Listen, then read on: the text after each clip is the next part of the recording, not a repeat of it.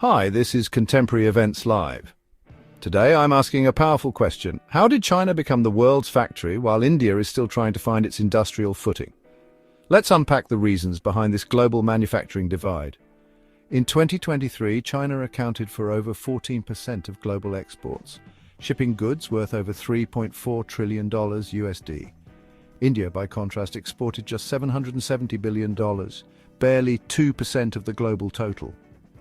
Even though both countries have huge labor forces, their industrial output tells two completely different stories. After joining the World Trade Organization in 2001, China aggressively opened up to global supply chains, attracting investment from giants like Apple, Foxconn, and Samsung. Meanwhile, India's liberalization began in 1991, a full decade late, and without the same focus on large-scale industrial manufacturing. India leaned into services and IT, while China built physical factories. China's special economic zones, especially in Shenzhen, Guangzhou, and Suzhou, offered tax breaks, streamlined approvals, and world-class logistics. India has SEZs too, but many suffer from land acquisition issues, policy inconsistency, and poor connectivity. Only 6% of India's SEZs have high export volume, compared to over 80% in China. China has a more disciplined, semi-skilled labor force with higher productivity per worker.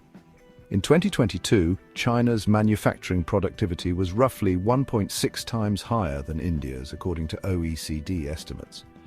India has cheap labor too, but labor laws are complex, with over 40 central labor regulations often scaring away manufacturers.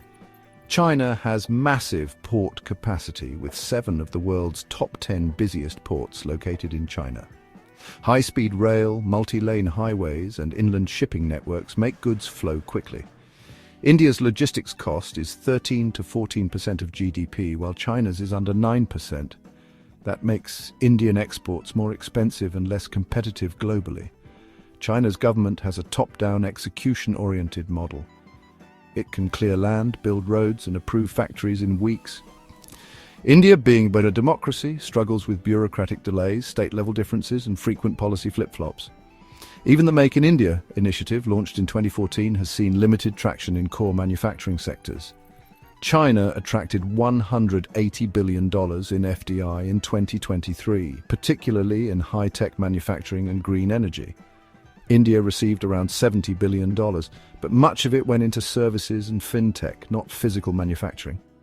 Global firms prefer China for its supply chain depth, supplier networks, and policy certainty.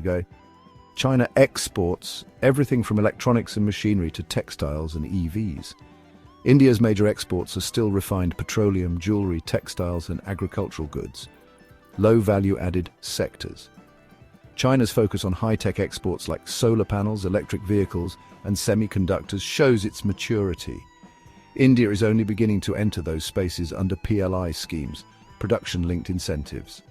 So how did China become the world's factory? Through early reforms, hyper-efficient infrastructure, labor discipline, and pro-manufacturing policies. India is catching up but faces deep-rooted structural challenges. The question remains, can India reinvent its manufacturing game before the next global supply chain shift? This is Contemporary Events Live. Subscribe for more high-impact global comparisons.